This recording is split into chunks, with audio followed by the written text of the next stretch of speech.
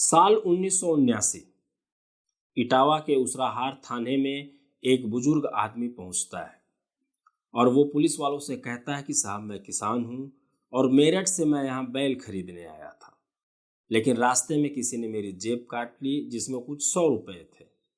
साहब आप मेरी रिपोर्ट लिखिए और मेरे पैसों को खोज दीजिए। हेड कांस्टेबल ने उससे 10 बातें पूछी, लेकिन रिपोर्ट लिखने के लिए हामी नहीं भरा उसने। दूर से एक सिपाही उस बुजुर्ग आदमी को देख रहा था। वो उसके पास आया और उसने कहा कि कुछ खर्चे पानी का इंतजाम कर, तेरी रिपोर्ट मैं लिखवा दूंगा। आखिरकार 35 रुपए में रिपोर्ट लिखना तय हुआ। रिपोर्ट लिखने के बाद जब किसान उस पर दस्तखत करने गया तो दस्तखत की बजाय उसने उस पर एक मुहर लगाई और मुहर पर लिखा था चरण सिंह। जी हाँ, ये वही चौधरी चरण सिंह जी थे जो उस समय भारत के प्रधानमंत्री थे। उन्हें गांव के किसानों ने चिट्ठी लिखकर बताया था कि थाने के पुलिस वाले उनसे रिश्वत मांगते हैं और वो उनकी रिपोर्ट नहीं लिखते हैं। उनके साथ भ्रष्टाचार का आरोप लगाया गांव वालों ने पुलिस वालों पर। भ्रष्टाचार की खबर पाकर अपना भेष बदलकर प्रधानमंत्री चौधरी चरण सिंह जी उस थाने पर पहुंचे। आपको ये कहानी फिल्मी जरूर लग सकती है, लेकिन यही सच है।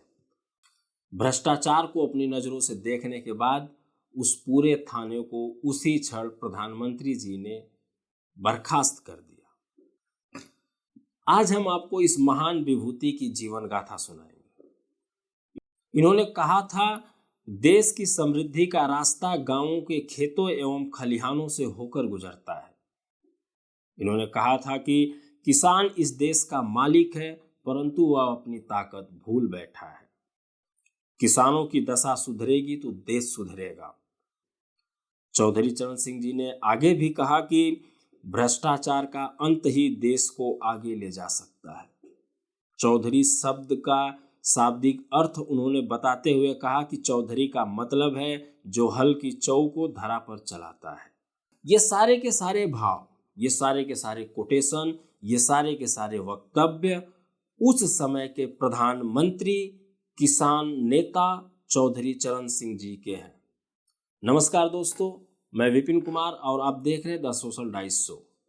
दोस्तों, आज हम बात करेंगे जो प्रधानमंत्री के रूप में कम जाने जाते हैं बल्कि किसानों के नेता के रूप में अधिक पहचान जिनको मिली, भारत रत्न पूर्व प्रधानमंत्री चौधरी चरण सिंह जी के बारे में।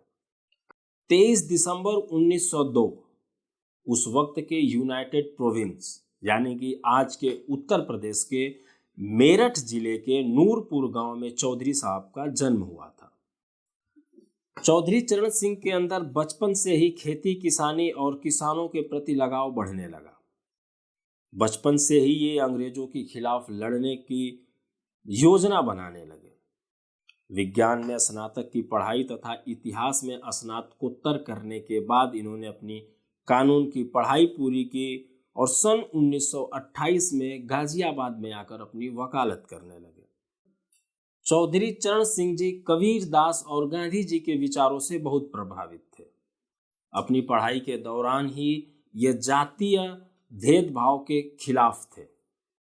चौधरी साहब के मन में देश की आज़ादी का सपना पल रहा था और जैसे ही सन 1929 में नेहरू जी ने पूर्ण स्वराज्य का नारा दिया, फौरन ही चौधरी साहब गाजियाबाद में कांग्रेस कमेटी की स्थापना करके स्वतंत्रता संग्राम में कूद पड़े। 1930 में जब गांधी जी नमक सत्याग्रह आंदोलन किए तो उस समय चौधरी चरण सिंह जी भी हिंडन नदी के किनारे नमक बनाकर नमक कानून को तोड़ा, जिसकी वजह से पहली बार 6 महीने के लिए जेल गए। उसके बाद 1940 में व्यक्तिगत सत्याग्रह के लिए जेल गए तथा 1942 में भारत छोड़ो आंदोलन में सक्रिय भागीदारी निभाई और फिर 15 महीने के लिए जेल गए। पढ़ने लिखने में रुचि रखने वाले चौधरी साहब जेल में रहते हुए ही 2 डायरियां एवं शिष्टाचार नामक एक किताब लिखी।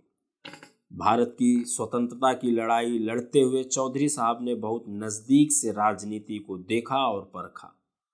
और जब 1937 में कांग्रेस ने पहली प्रांतीय विधानसभा का चुनाव लड़ा तो मेरठ के छपरौली सीट से चौधरी साहब चुनाव लड़े और 34 वर्ष की उम्र में विधायक चुने गए। विधायक चुने जाने के बाद जब ये अपने क्षेत्र में दौरा करने गए तो इन्होंने पाया कि ब्रिटिश हुकूमत और साहूकारों के कर्ज में किसान डूबे हुए हैं। भूमिहीन और कर्ज के बोझ में दबे किसानों के प्रति इनका मन व्याकुल हो गया। अतः 1938 में कृषि उत्पाद बाजार बिल तथा 1939 में किसान कर्ज माफी बिल लेकर आए, जिससे किसानों को भारी राहत पहुंची। इसके बाद से ही चौधरी साहब को किसान नेता के रूप में ख्याति मिलने लगी। 1937 के बाद 1946, 1952, 1962 एवं 1967 में विधानसभा में इन्होंने अपने निर्वाचन क्षेत्र छपरौली बागपत का प्रतिनिधित्व किया। 1946 में पंडित गोविंद बल्लभ पंत की सरकार में चौधरी साहब संसदीय सचिव बने और राजस्व, चिकित्सा एवं लोक स्वास्थ्य तथा न्याय एवं सूचना विभागों में कार्य किया। 1951 में इन्हें राज्य कैबिनेट मंत्री के रूप में न्याय तथा सूचना विभाग का प्रभार मिला। 1952 में डॉक्टर संपूर्णानंद के मंत्रिमंडल में राजस्व एवं कृषि मंत्री बने तथा 1962 में तत्कालीन मुख्यमंत्री सुचिता कृपलानी की कैबिनेट में वन एवं कृषि मंत्री बने। आपको बता दें कि आज़ादी के बाद चौधरी साहब ने कई विभाग संभाले तथा किसान हित के लिए कई महत्वपूर्ण कार्य किए, जिसमें सबसे प्रमुख कार्य था 1952 में जमींदारी प्रथा उन्मूलन बिल। इस बिल ने गरीब किसान मजदूरों को जमींदारी प्रथा से मुक्ति दिलाई तथा जमीन जोतने वाले को ही जमीन का मालिक बनाया। तथा दूसरा प्रमुख कार्य इन्होंने 1954 में उत्तर प्रदेश भूमि संरक्षण बिल, जिसे भूमि हदबंदी या जोत अधिनियम को लागू कराया इन्होंने। इस नियम के तहत अधिकतम जमीन रखने की सीमा तय कर दी गई, जिससे कि भूमिहीन किसानों और कृषि श्रमिकों को भी जमीन पर मालिकाना हक मिल सके। इसके अलावा बहुत सारे भूमि सुधार और किसान हितैषी काम करने की वजह से इन्हें अब किसान मसीहा कहा जाने लगा। धरती के नेता चौधरी चरण सिंह अब कहाँ रुकने वाले थे। वो समझ गए थे कि जब तक लोगों में बराबरी की भावना नहीं आएगी तब तक समाज विकसित नहीं हो सकता। चौधरी साहब जान गए थे कि जात के उन्मूलन के बगैर सामाजिक न्याय की व्यवस्था नहीं हो सकती। जात एक ग्रेडेड इनइक्वालिटी होती है, इस बात को चौधरी साहब बखूबी समझते थे और दलित एवं अति दलित के फर्क को भी वो अच्छी तरीके से जानते थे। इसलिए जब 1952 में उन्होंने जमींदारी प्रथा उन्मूलन बिल को लागू किया तो पटवारियों ने इस बिल के विरोध में इस्तीफा दे दिया। तो उन्होंने तुरंत हजारों लेखपालों की भर्ती की तथा उसमें दलितों को 16% आरक्षण का प्रावधान भी किया। आपको याद दिला दें कि यह वो समय था जब वर्तमान आरक्षण लागू भी नहीं हुआ था। जातिगत भेदभाव के ये इतना विरोधी थे कि बतौर कैबिनेट मंत्री होते हुए इन्होंने जातिगत संस्थाओं का अनुदान यह कहते हुए रोक दिया कि जब तक नाम से जाति नहीं हटाओगे तब तक आपको अनुदान नहीं दिया जाएगा। कितने अडिग और अपने निर्णय के धनी थे भारत रत्न पूर्व प्रधानमंत्री चौधरी चरण सिंह जी। लेकिन आप आज के परिवेश में राजनेताओं की तरफ नजर घुमाएंगे तो आपको पता चलेगा कि आज से लगभग 60-70 साल पहले जो बातें चौधरी साहब बोलते थे वर्तमान समय में भी कितना प्रासंगिक है। जातीय भेदभाव का एक प्रसंग 1958 के दौरान का भी है। तत्कालीन प्रधानमंत्री पंडित जवाहरलाल नेहरू तथा चौधरी साहब के बीच पत्राचार हो रहा था। चौधरी साहब ने नेहरू जी से मांग की कि जाति को खत्म करने के लिए सबसे महत्वपूर्ण हथियार है अंतरजातीय विवाह। इसलिए ऐसे विवाहों को प्रोत्साहित करने के लिए कम से कम राजपत्रित एवं उनसे उच्च पदों पर अंतरजातीय विवाह किए हुए विवाहित या इस आशय का शपथ पत्र देने वाले अविवाहितों को ही योग्य माना जाना चाहिए। इसके पीछे वो तर्क देते हैं कि जो जाति भेद को अपने निजी जीवन में नकार चुके हैं वे सार्वजनिक जीवन में भी जात से उठकर ही काम करेंगे। साथ ही यह भी कहते हैं कि जैसे स्नातक एक योग्यता है कुछ किताबी ज्ञान की, वैसे ही जाति भेद मिटाना और उसको अपने जीवन में अपनाना भी एक अतिरिक्त योग्यता ही है। नेहरू जी चौधरी साहब के इस जातिगत भेदभाव के सुझाव को निजता और निजी चुनाव की स्वतंत्रता कहकर नकार देते हैं। इस प्रकार के अनेकों मामले उनके सामने आए जिसमें जातीय भेदभाव भरा पड़ा था। अंततः कांग्रेस में गहरी जमी ब्राह्मणवादी जड़ों के चलते तथा भेदभाव के कारण तथा उत्तर प्रदेश कांग्रेस कमेटी के द्वारा अनदेखा करने के तथा अवहेलना होने पर चौधरी साहब ने 1967 में दुखी मन से कांग्रेस पार्टी से इस्तीफा दे दिया। इस्तीफा देने के बाद चौधरी साहब भारतीय क्रांति दल बीकेडी नाम से एक अलग पार्टी बनाते हैं, जिसमें जनसंघ सोशलिस्ट पार्टी, प्रजा सोशलिस्ट पार्टी, कम्युनिस्ट पार्टी तथा स्वतंत्र पार्टी के साथ गठबंधन बनाकर उत्तर प्रदेश में पहली गैर कांग्रेसी सरकार बनाए और मुख्यमंत्री बने। 3 अप्रैल 1967 में गठबंधन से बनी सरकार ज़्यादा समय तक नहीं चल पाई और 2 साल में ही चौधरी साहब की सरकार गिर गई और गठबंधन टूट गया। तत्पश्चात कांग्रेस विभाजन के बाद फरवरी 1970 में चौधरी साहब कांग्रेस के समर्थन से उत्तर प्रदेश के मुख्यमंत्री दोबारा चुने गए। हालांकि इस बार भी उनकी सरकार ज़्यादा दिनों तक नहीं चल पाई, क्योंकि 2 अक्टूबर 1970 को उत्तर प्रदेश में राष्ट्रपति शासन लागू कर दिया गया था। अब समय आ गया था उनके फिर से जेल जाने का। चौधरी साहब शुरू से ही इंदिरा गांधी के आलोचक और धुर विरोधी थे और 1970 के बाद चौधरी साहब केंद्रीय राजनीति में गैर कांग्रेसी पार्टियों को इंदिरा गांधी के खिलाफ एक करने में लग गए।